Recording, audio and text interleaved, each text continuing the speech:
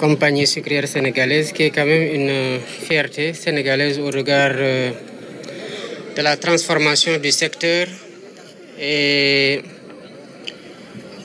du nombre d'emplois qui sont créés ici, mais surtout de l'envergure des investissements qui ont été consentis sur des décennies et des décennies.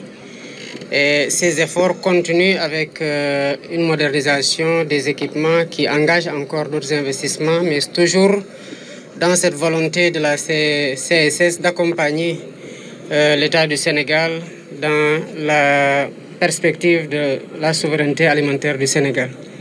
Cela est d'autant plus important que malgré l'envergure de l'exploitation, le marché, évidemment, depuis les années 70 à maintenant, a beaucoup cru.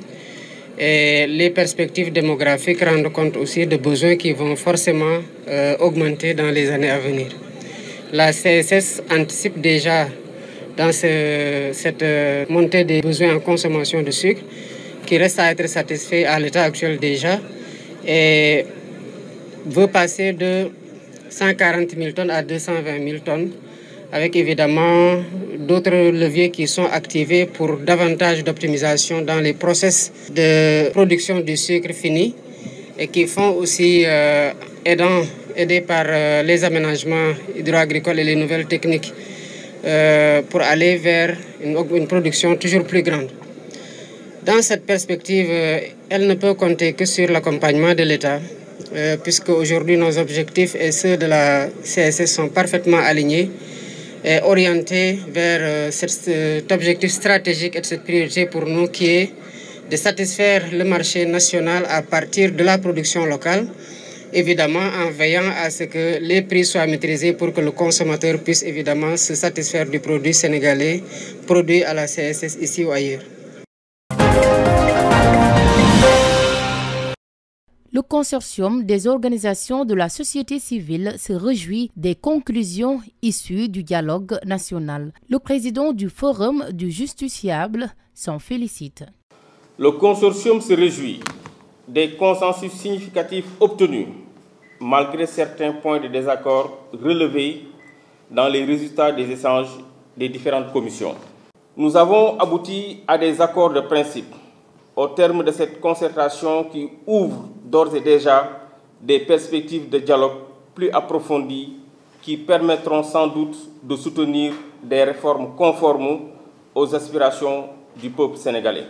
Le consortium a également formulé plusieurs recommandations, parmi elles la mise en place d'un comité de suivi. Le consortium appelle à la mise en place d'un comité multi-acteurs de suivi post-dialogue composé des différentes catégories d'acteurs, notamment des partis de l'opposition, de la majorité présidentielle et de la société civile, dont les membres seront choisis de façon consensuelle.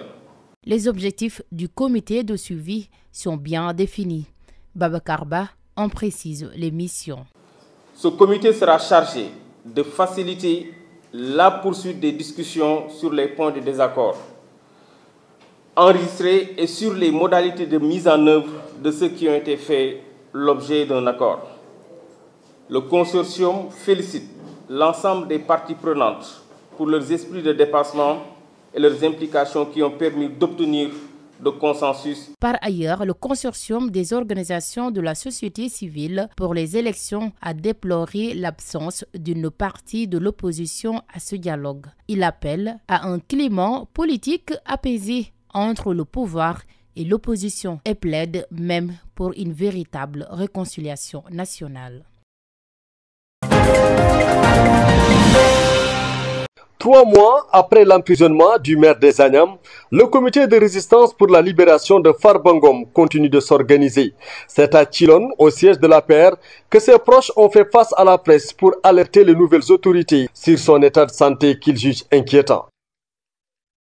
Il est clair que le Sénégal, les hommes de valeur, les hommes contre l'injustice, le Fouta ne laisseront jamais leurs fils être sacrifiés pour des considérations politiques et politiciennes, pour faire plaisir à un régime finissant. Et aussi, il est urgent de rappeler que notre frère, honorable député Farba Ngom, pour des considérations de la santé, il a tout annulé pour les visites à venir le jeudi prochain. Donc ça veut dire qu'il est dans un état où sa santé ne lui permet pas d'être dans un milieu carcéral. Concernant la saisie des biens de Farba Ngom par la justice, ses militants et sympathisants parlent de règlements de compte orchestrés par le pouvoir en place. Cependant, nous saisirons encore et encore contre l'acharnement politique à l'encontre du bienfaiteur du Bosséa. C'est à la limite pathétique. Cette mesure conservatoire liée à la saisine de ces biens, c'est un règlement de compte piloté par le régime en place, dont on menaçant, nous lui avons déclaré la guerre à N reprises. Pour le délibéré du 13 juin prochain, le comité de résistance pour la libération de Farba Ngom se dit confiant et reste optimiste pour le système judiciaire. Ses militants et sympathisants réitèrent leur soutien indéfectible au maire des Agnam.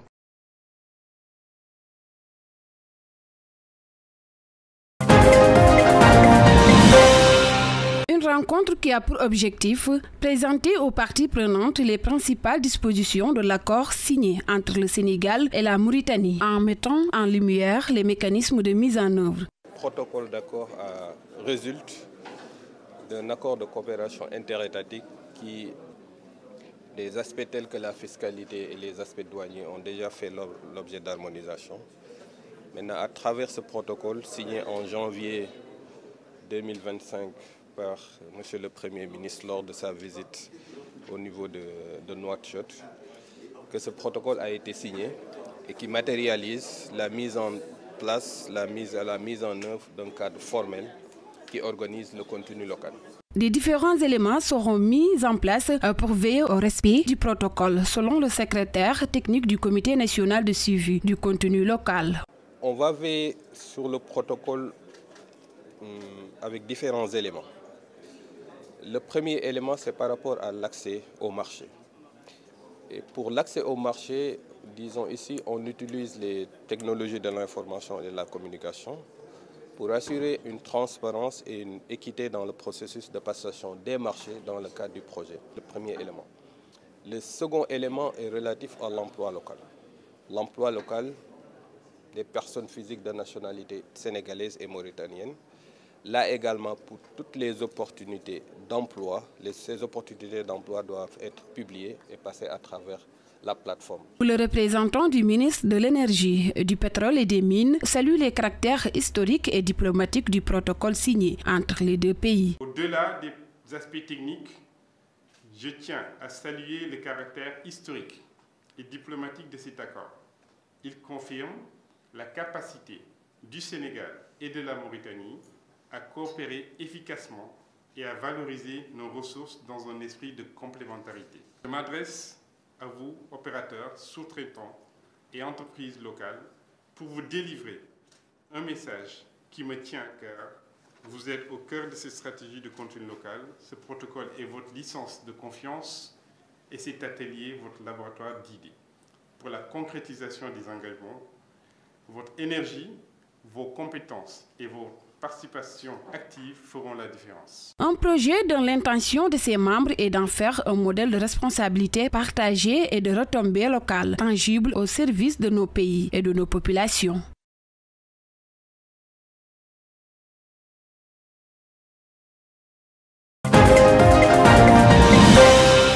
En termes d'objectifs, nous avons un objectif de 80 000 jeunes formés d'ici 2027.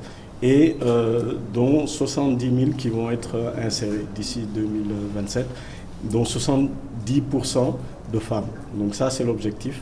À mi-parcours, ce que nous avons, on a formé plus de 32 000 actuellement. Et on a inséré plus de 26 000. Voilà. Donc avec une projection pour la fin de cette année à 50 000 jeunes qui vont être insérés. Voilà. Donc pour le moment, on travaille également sur les plus jeunes, donc ceux qui sont au niveau collège et lycée. Et on les accompagne dans les programmes scolaires. Donc on a travaillé avec le ministère de l'Éducation en fait pour avoir une plateforme qui permet de mettre les cours en mathématiques, physique, sciences de la vie et de la terre les plus compliqués, où on explique ces cours-là de façon beaucoup plus simple, donc pour permettre aux jeunes de comprendre ces différentes matières scientifiques-là. Pour le système de l'éducation, on travaille avec le ministère de l'Éducation également pour former les enseignants et le personnel éducatif. Donc on a une cible cette année de former 109 000 personnes, donc, qui soient dans le système de l'éducation, dans le numérique et dans l'intelligence artificielle. Actuellement, on cible tout jeune, donc qu'il soit titulaire d'un diplôme ou pas, qu'il soit dans l'informel ou dans le formel. Donc on a des certificats en fait, par exemple de broderie numérique, dont la cible principale c'est les tailleurs, comment les amener à mieux maîtriser le numérique pour utiliser des brodeuses numériques. On travaille avec l'UNACOIS pour voir dans le secteur informel aussi comment les accompagner. Donc on a certains certificats qui permettent de donner des compétences de base dans le numérique. Déjà, il y a l'accompagnement technique par le biais des certifications comme en marketing digital et en informatique internet, mais aussi ils mettent également le point sur les soft skills, c'est-à-dire qu'ils m'ont appris à parler en public, à m'adresser aux gens, à aller directement au message que je veux adresser aux gens.